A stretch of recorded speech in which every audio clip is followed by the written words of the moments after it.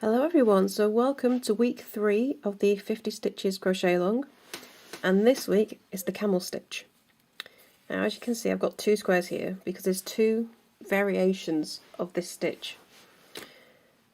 This coral colour stitch is the simplest one, and I'll just zoom in so you can see properly. So it creates a ribbing effect, so it's really good to use on say cuffs of jumpers or on brims of hats. And it's textured on both sides, and all it is half double crochet made in the third loop.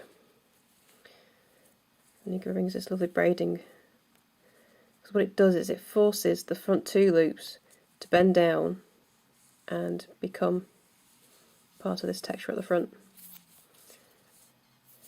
The second variation is you switch between rows of half double crochet in the third loop and a row of half double crochet in the front loop.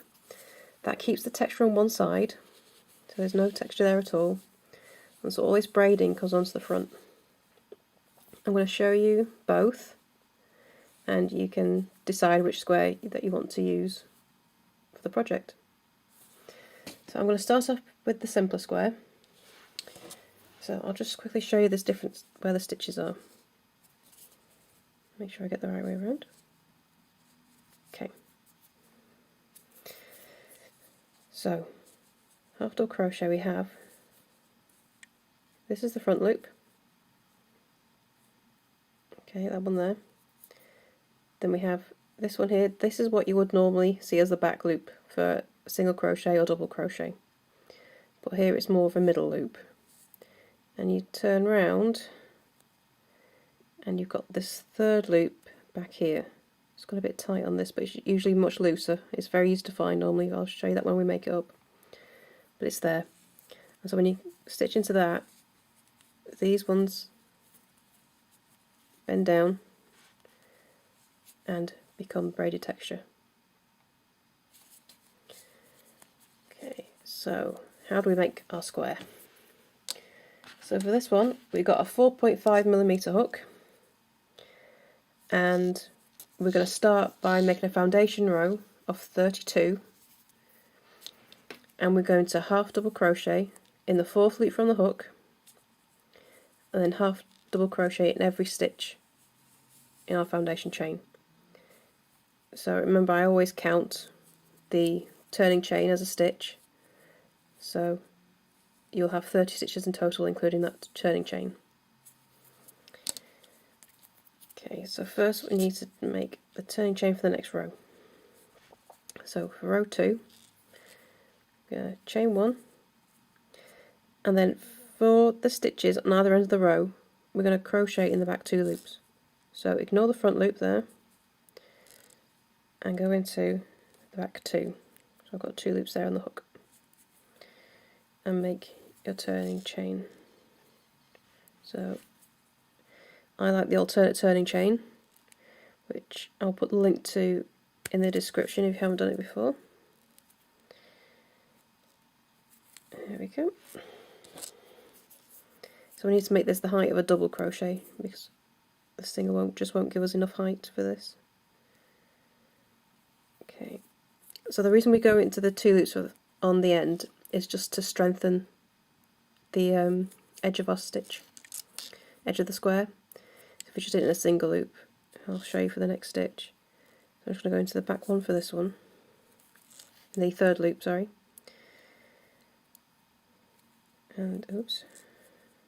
So front loop, that's the second loop, and this is the third loop on top. See, it's actually quite easy to find. And oh, I'm having trouble today. It's one of those days, excuse me a second. Right, there we go. And as you can see, because it's going with a single loop, that's pulling up. This will straighten out as we go along the row, so don't worry about it. It will pull itself back. But to have that on the edge of the row wouldn't be too good for our adding a border. So that's why on our end stitches we're going to do through all 3. So half double doesn't want to work today. Right, for half double, yarn over into that third loop, yarn over, pull through all 3 loops. There we go. And that's all there is to it. Yarn over into that third loop, yarn over and pull through all 3. It's a really simple stitch, but it creates that beautiful ribbing effect.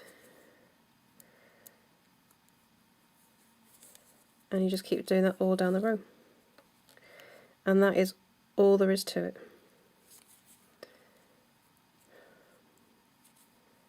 Dear. Cotton splinting today. There we go. So yarn over into the third loop, pull through, yarn over, all through 3 loops. And you can see that texture is already coming up.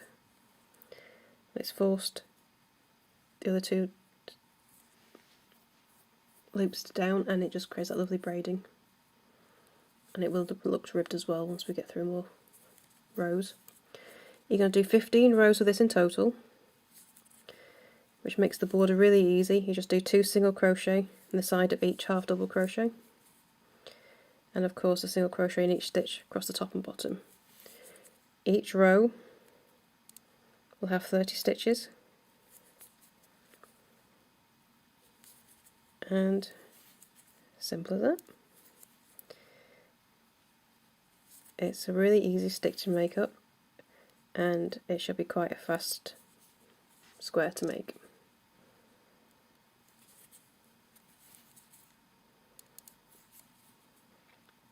So I'm just going to carry on down the row. So that third loop is really easy to find. They stand out really nicely. So 1, 2 and 3 at the back.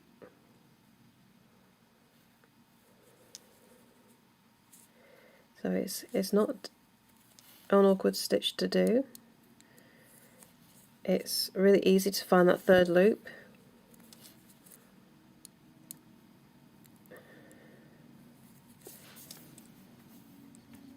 And easy breezy. So I'm just going to carry on down this row, and then I'll do the turn, and then I'll show you how we do the second version. So if you're just sticking with this one, it's the simplest one. You just carry on like this. You turn and just carry on in the back loop. No problems at all.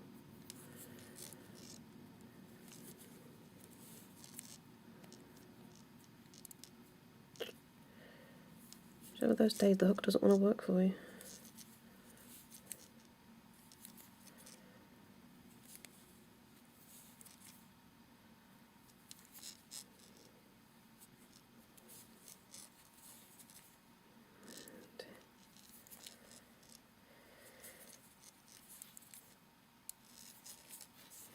There we go. Get in there.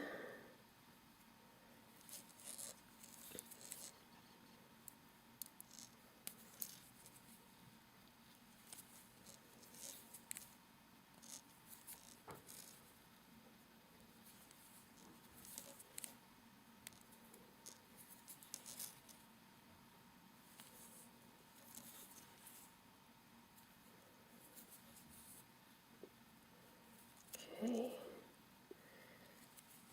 last couple of stitches. Okay, so now I'm going to work into the top of the turning chain.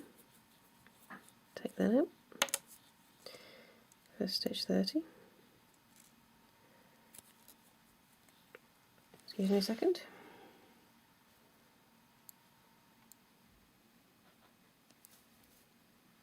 There we go. And then last one. There we go, and turn. So chain 1. So if you're going to carry on in the back loops, you'll make your turning chain in the top 2 loops, in the back 2 loops, sorry. So ignore the, no, you do a single crochet, half double crochet on the brain. So alternate turning chain is going to be the 2 single crochet stacks on top of each other. So we do that. So there's the front loop, and we'll make the turning chain in the back too. Now for the second variation of this stitch, we want all the texture on one side. To do that,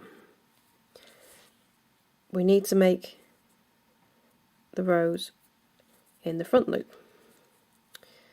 So for the turning chain, we'd actually do, oops, tangled, do the turning chain in the front 2 loops instead.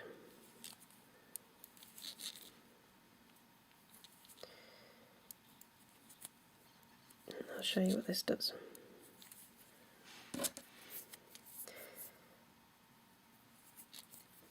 Okay, so still half double crochet, but front loop only.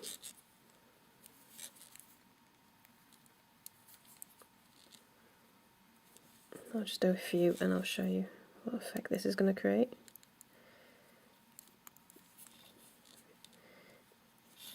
So for this one, all the texture is on one side, so the back, which is what we're looking at now, is flat. There's no texture here.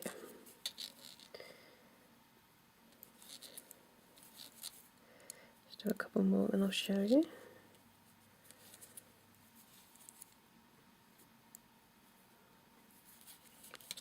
Right, so I turn that over, you see the ribbing started on the other side.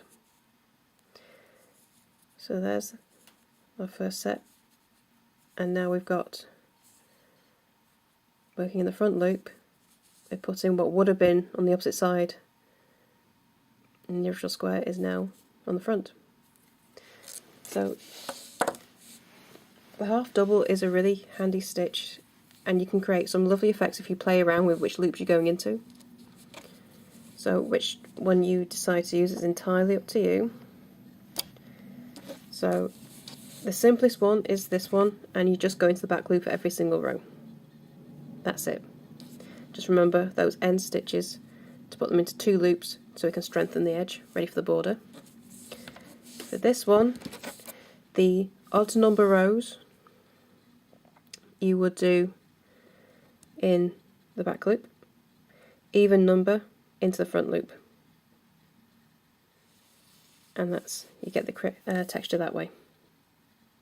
For the border, you just put 2 single crochet in the side of each half double crochet, so you'll have 30 stitches across, then add the extra stitch for the corner, so you'll have 32 in total all the way around. So into the sides, 2 single crochet into the side of each half double crochet, and the extra stitch in the corner, and that is all there is to it. So I can't wait to see what you do in the Facebook group, which one you choose. Please do come and show us, and as always, if you have any questions, just come over and ask, and I'm always happy to help. So thank you for joining me, and I will see you for next week's square.